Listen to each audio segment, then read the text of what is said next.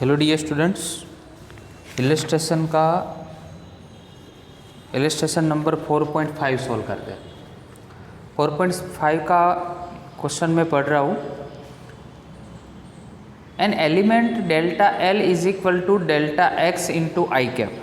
देखो यहाँ पे जो एलिमेंट करंट एलिमेंट दिया है वो delta L is equal to delta X into I cap, मतलब इस डायरेक्शन में, पॉजिटिव एक्स एक्सिस में। ठीक है। कैरीज अ लार्ज करंट, उसमें से करंट कितना फ्लो हो रहा है? I is equal to 10 ampere. Done. What is the magnetic field on the Y axis at the distance of 0.5 metre?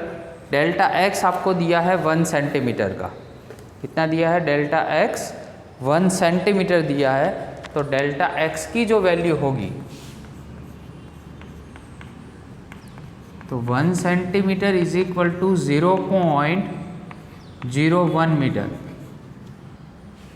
I is equal to 10 ampere, delta X is equal to 1 centimetre और 0.01 metre. तो magnetic field find करना है और कौन सी direction में होता है magnetic field, ये हमें शो करना है। ओके। तो पहले तो यहाँ पे अगर डिस्टेंस दिया है तो डिस्टेंस के लिए हम बायो सावर लॉ यूज़ कर सकते हैं। ओके। और जो डीएल की डायरेक्शन है वो कौन से डायरेक्शन में होगी? आई कैप की डायरेक्शन में। तो यहाँ पे पहले तो जो आपको डीएल दिया है वो डेल्टा एल ले रहे, स्मॉल अमाउंट ऑफ पार्ट, वो अपने दिया है delta X into I cap, और डेल्टा एक्स की वैल्यू है 0.01 इंटू आई कैप। तो using Biot Savart law, formula कौन सा होगा? dB mu 0 divide by 4 pi I D L cross R और डिवाइड बाई आर क्यूब होगा। ठीक है। चलो इसमें से यहाँ पे देखो, ये दोनों के बीच का एंगल जो है वो तो कितना है? 90 का एंगल है। मतलब DL, ये DL इस डायरेक्शन में है और R मतलब इस डायरेक्शन में है। तो दोनों के बीच का एंगल कितना है? 90 डिग्री का है। तो म्यू 0 डिवाइड बाई 4 पाई लिखेंगे और IDL लिखेंगे और एक R इसमें से कैंसिल हो जाएगा और उसके साथ हो जाएगा साइन थीटा और ये R स्क्वायर। सारी वैल्यू आपको दी हुई है, डेल्टा एल की भी वैल्यू अपने पास है। Put all the values. Mu 0 मतलब 4 पाई इंटू 10⁻⁻7 होती है और इसकी वैल्यू तो 4 पाई है ही यहाँ पे। अभी आई करंट कितना फ्लो हो रहा है? 10। DL मतलब यहाँ पे 0.01 और ये तो साइन 90 है यहाँ पे, जैसे मैंने पहले बताया। और जो R की वैल्यू है, यहाँ से यहाँ तक का जो डिस्टेंस है वो कितना दिया हुआ है आपको? 0.5, मतलब यहाँ पे होगा 0.5 का स्क्वायर। इसका सबका कैलकुलेशन करोगे तो टेस्ला में इसकी वैल्यू आएगी। ठीक है। चलो ये वैल्यू तो मिल गई, अभी आपको उसकी डायरेक्शन फाइंड करनी है। तो डायरेक्शन कैसे फाइंड करोगे? तो यहाँ पे देखो DL है और क्रॉस R है, ये दोनों की डायरेक्शन फाइंड कर लो तो भी DB की डायरेक्शन मिल जाएगी। DL कौन सी डायरेक्शन में है? तो आई कैप एक्स एक्सिस में। वो कौन सी डायरेक्शन में है? जे कैप। और आई कैप जे कैप मतलब ये के कैप होता है। तो ये जो आंसर आ रहा है वो कौन सी डायरेक्शन में मिलेगा? के कैप मतलब जेड एक्सिस की डायरेक्शन में मिलेगा। तो जेड एक्सिस ओनली लिखना है। आया समझ में? तो ये 4.5 एग्जाम्पल जो है वो बायो सावर लॉ पे डिपेंड है। 4.6 देखते हैं। A straight wire carrying a current of 12 ampere. एक स्ट्रेट वायर है, उसमें से करंट जा रहा है 12 एम्पियर का। यहाँ पे पहले लिख देते हैं data. I is equal to, यहाँ पे कितना है? करंट कितना जा रहा है? 12 ampere. Bent into semi circular arc of radius. Semi circular arc of radius मतलब ये 2 सेंटीमीटर। 2 सेंटीमीटर मतलब 0.02 मीटर। 100 से उसको डिवाइड कर दो, 0.02 metre. S one in figure A consider the magnetic field B at the centre of the arc. इसका जो centre है, सेंटर ऑफ द आर्क मतलब पी पॉइंट यहाँ पे हमने एज्यूम किया है दोनों में, वहाँ पे हमें मैग्नेटिक फील्ड फाइंड करना है। ये फर्स्ट और ये सेकंड, उसके साथ ए बी सी डी भी हमने यहाँ पे मेंशन कर दिया है। तो what is the magnetic field due to the straight segments. First question ये है कि स्ट्रेट सेगमेंट से मैग्नेटिक फील्ड कैसे मिलेगा। तो यहाँ पे लिख देते हैं magnetic field due to straight segment.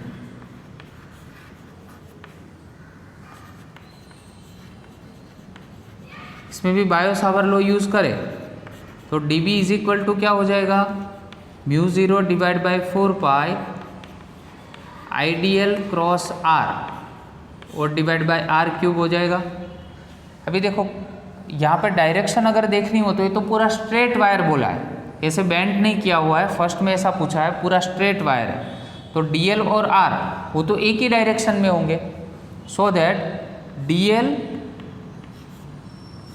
वो पैरेलल होगा किससे, r से, मतलब उसमें थीटा कितना बनेगा 0। और आप जानते हो कि अगर थीटा 0 बनता है तो साइन 0 यहाँ पे साइन थीटा आता है, वो साइन 0 क्या होता है 0, तो ओवरऑल इसका मैग्नीट्यूड स्ट्रेट वायर में क्या बन जाएगा 0। तो फर्स्ट का आंसर तो यहाँ पे अपना कंप्लीट हो गया, ठीक है, स्ट्रेट सेगमेंट से। दूसरा पूछा है in what way the contribution to B from semicircle differ from that of the circular loop and in what way does it reassemble। मतलब अगर B का सेमी सर्कुलर लूप से स्ट्रेट वायर से semi circular loop, मतलब ऐसे आप इसको bend कर दो तो P पॉइंट पे कितना मैग्नेटिक फील्ड आपको मिलेगा, ठीक है। तो यहाँ पे लिख देते हैं मैग्नेटिक फील्ड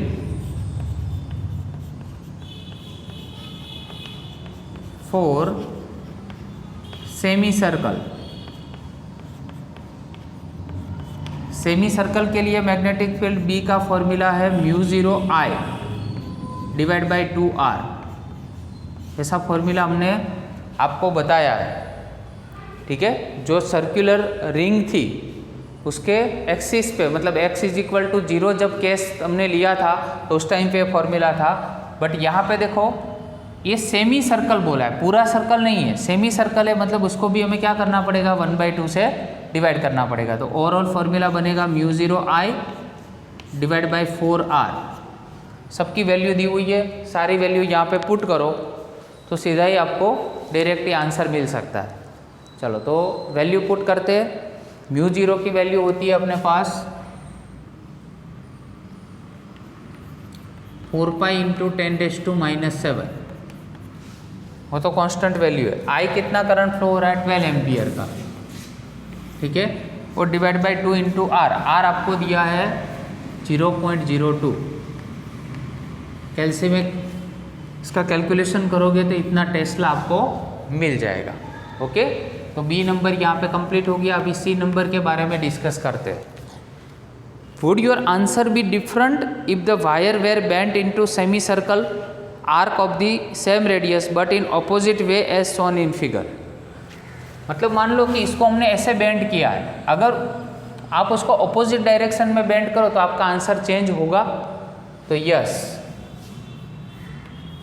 आंसर चेंज होगा। जितना आपको इसमें मिला है उससे ऑपोजिट डायरेक्शन में मिलेगा, मैग्नीट्यूड तो वही रहेगा, ठीक है। तो यहाँ पे हम लिख देते हैं magnitude of B is same but in opposite direction.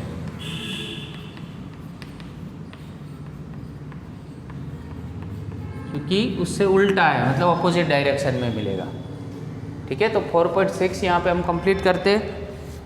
4.7 consider a tightly bound 100 turns, मतलब नंबर ऑफ टन्स आपको दिए हुए 100 टन्स। रेडियस है आपके पास 10 सेंटीमीटर। 10 सेंटीमीटर है तो उसका मीटर कितना 0.1 मीटर होगा। कैरिंग अ करंट दिया है आपको 1 एम्पियर का। तो what is the magnetic field, magnitude of the magnetic field at the centre of the coil. तो अभी जो फॉर्मूला यहाँ पे किया वही फॉर्मूला है, centre of the coil mu 0 I divide by कितना होता है 2R जितना होता है। तो म्यू 0, अभी देखो यहाँ पे नंबर ऑफ टर्न्स दिए इसलिए n से मल्टीप्लाई करेंगे, आया समझ में। तो ये बेटा हो जाएगा 4 pi into 10⁻⁻⁷। Number of turns 100 दिए हुए, यहाँ पे अपने पास करंट है 10 का, और डिवाइड बाई 2 इंटू यहाँ पे कैपिटल R लिख देते हैं, रेडियस कोई भी सिंबल बता सकते हो। इसका कैलकुलेशन करोगे टेस्ला में, आपका आंसर के सामने। क्लियर, बहुत ईजी सम है, सिर्फ फॉर्मूला ही याद रखना है। 4.8 देखते हैं। 4.8 में आपको दिया है figure shows a straight wire of a circular cross sectional. देखो एक स्ट्रेट वायर है, ये उसका सर्कुलर क्रॉस सेक्शन है, ये सर्कुलर क्या है, क्रॉस सेक्शन है। सॉरी, जिसकी रेडियस आपको ए जितनी दी हुई है, देखो रेडियस कितना है a. Carrying the steady current I and the current I is uniformly distributed across this section. देखो I जो है इसमें से पास हो रहा है, और यूनिफॉर्मली डिस्ट्रीब्यूटेड मतलब सब जगह पे, सभी पार्ट में से I करंट ही फ्लो हो रहा है। Calculate the magnetic field in the region R less than A and R greater than A। दो रीजन में हमें मैग्नेटिक फील्ड फाइंड करना है। देखो एक है R लेस देन A में, एक यहाँ पे हमने एम्पीरियन लूप यहाँ पे कंसिडर की है, जो मैंने यहाँ पे डैश लाइन से बताई है। और दूसरा R ग्रेटर देन A मतलब A से ग्रेटर में, मतलब ये आउटसाइड पार्ट होगा वायर का, जिसकी रेडियस कितनी है R जितनी। पहले बात करते हैं इनसाइड दी वायर। अभी याद रखो यूनिफॉर्मली डिस्ट्रीब्यूटेड है, I तो क्या है यूनिफॉर्मली डिस्ट्रीब्यूटेड है। तो एक फॉर्मूला था अपने पास करंट डेंसिटी का, जो यहाँ पे मैं लिख रहा हूँ, J इज इक्वल टू क्या था I/A। अभी देखो वायर है, उसका क्रॉस सेक्शनल एरिया तो सेम होगा और करंट भी सेम जा रहा है, मतलब J ऑलवेज क्या होगा, कांस्टेंट ही होगा। तो दैट्स वाई यहाँ पे टोटल करंट और डिवाइड बाय एरिया, और ये सर्कल है इसका एरिया कितना होगा πr²। बट अंदर की साइड की इतनी रेडियस कितनी ली हुई है, क्योंकि इनसाइड है ना, तो अंदर की रेडियस है R1, तो यहाँ पे πr1² लेंगे इज इक्वल टू I जो टोटल करंट जा रहा है, उसके लिए रेडियस कितनी है, इसके लिए रेडियस है a²। चलो इसमें से बेटा पाई कैंसिल हो जाएगा, तो IE की वैल्यू कितनी मिलेगी आपको, तो IE इज इक्वल टू होगा I R1² और a²। IE is equal to I R1² और a², ये वैल्यू मिलेगी आपको।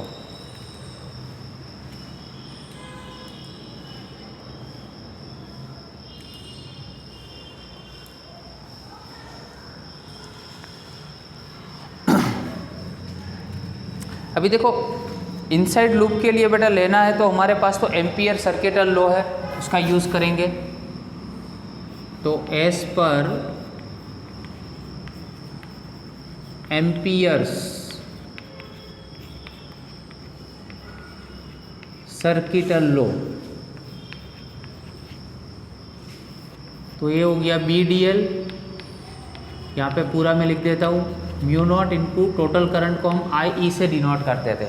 अभी IE की वैल्यू हमारे पास है, तो BDL इज इक्वल टू μ0, और IE की वैल्यू यहाँ पे लिखते हैं R1² और डिवाइड बाय क्या हो जाएगा a²। ओके, चलो ये इनसाइड लूप के लिए यहाँ पे B को निकाल देते हैं कॉमन, तो इंटीग्रेशन सिर्फ किसका रहेगा, DL पार्ट का। तो μ0 R1² डिवाइड बाय a², ये होगा 2πr1। 2πr1 इसलिए पूरी लूप है, तो लूप का सरकमफेरेंस कितना होता है, 2πr1 होता है। तो μ0 R1² और a², एक R1 इसमें से कैंसिल हो गया, तो B is equal to μ0 divide by 2π R1 divide by a²। B is proportional to R1।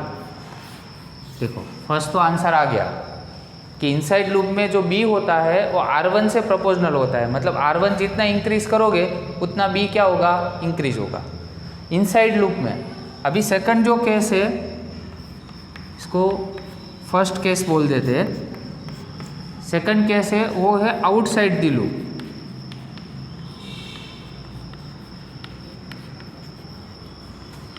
चलो आउटसाइड द लूप में क्या होगा, तो इसमें केस होगा RO लिख देते हैं ग्रेटर देन A, मतलब A से ग्रेटर देन, मतलब A रेडियस हो गई अपने पास। ओके, तो इसके लिए तो सीधा ही फॉर्मूला यूज़ करेंगे BDL और μ0 इंटू क्या है IE।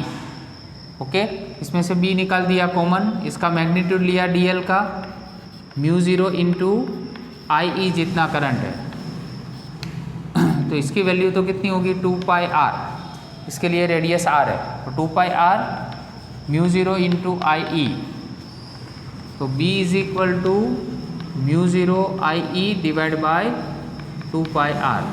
तो देखो सारी वैल्यू अगर कांस्टेंट एज्यूम कर लो, करंट μ0 2 पाई, तो इसमें 1/r आएगा, तो B किससे प्रोपोर्शनल है 1/r से, तो आउटसाइड में 1/r आया और इनसाइड में प्रोपोर्शनल टू R1 आया।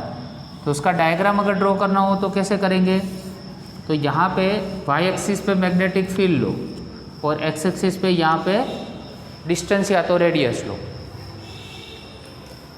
ठीक है, अभी देखो इनसाइड द लूप, अभी inside the loop that means वो तो डायरेक्टली प्रोपोर्शनल है, तो डायरेक्टली प्रोपोर्शनल में ग्राफ होता है लीनियर, तो B is proportional to R1।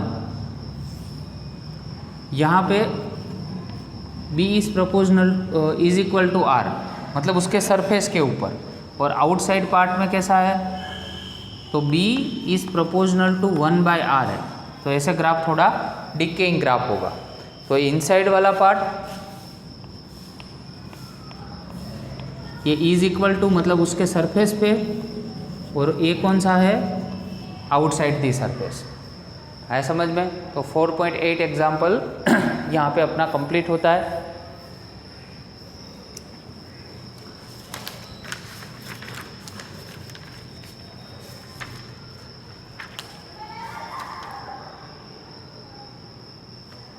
अभी एक्सरसाइज का जो 4.1 एग्जाम्पल है वो सेम इसके ऊपर डिपेंड है, तो यहाँ पे लिख देता हूँ, आपको होमवर्क में करना है एक्सरसाइज का 4.1 सेम है, यही फॉर्मूला है μ0 ni डिवाइड बाई 2r वाला। ठीक है, 4.2 भी हो जाएगा कि वो भी फॉर्मूला पे ही डिपेंड है, only μ0 i divide by 2 pi r है। 4.3 भी हो जाएगा। तो एक्सरसाइज के 4.4 मतलब 1 to 4 आपको करने, 1 to 4 एग्जाम्पल बहुत ही इजी है, जस्ट आप फॉर्मूला रखो और सीधा आंसर।